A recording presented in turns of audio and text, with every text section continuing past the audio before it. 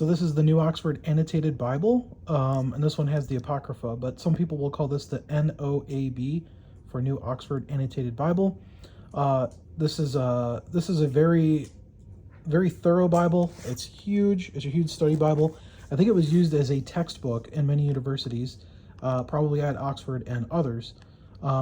It's very academic and scholarly, so some of the opinions are not necessarily from like a faith-based view, but more of a academic scholastic view. So I may not agree with 100% of all the notes, but this particular revision, the third revision, was edited by Bruce Metzger, who was a Bible-believing Christian, awesome man of God. So this particular version has less of that kind of progressive liberal theology in it, and it's more faith-based, not 100%, I'd say about 85%. And I find that, it's good to get different perspectives, and some of the things that they talk about in it are not necessarily bad or anything, just different.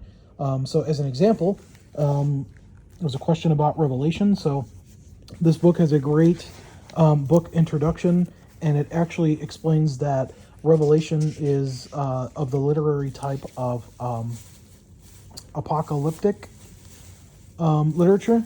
And so if you go right before it, they actually have a 2-page description saying, what is apocalyptic literature? What does it mean? How should we read it? Much like, if you're reading Psalms, you need to know that you're reading a song or poetry, or if you're reading in Proverbs, that you're reading a proverb, wisdom literature, not necessarily commandments or things that are hard and fast rules. So with Revelation, we know that it's a vision. There's a lot of imagery. We can't necessarily read it woodenly as being completely literal. We need to understand that it's trying to draw a picture for us. Some things may be more figurative or more literal. So an example of one thing that's interesting is, I think that's very helpful to point that out, this literary type, a lot of great information here.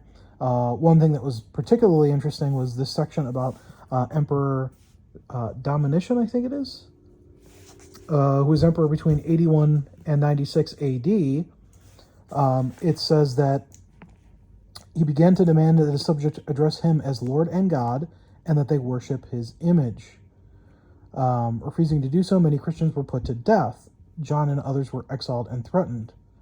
One of the reasons for the author's couching and his teaching in mysterious figures and extraordinary metaphors was to prevent the imperial police from recognizing that the book was a trumpet call to the persecuted, assuring them that despite the worst that the Roman Empire could do, God reigns supreme, and Christ, who died, is alive forevermore and has the power to overcome evil, and therefore John closes his book with "Come, Lord Jesus." So that's a good example of history that we may not be aware of outside of the Bible, just general history that gives a little bit of context.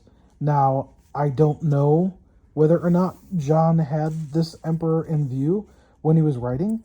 It does seem like it's possible that some of the imagery in Revelation was Jesus gave to John was to encourage not only us for the future, but also them in their current situation. So it's pretty interesting.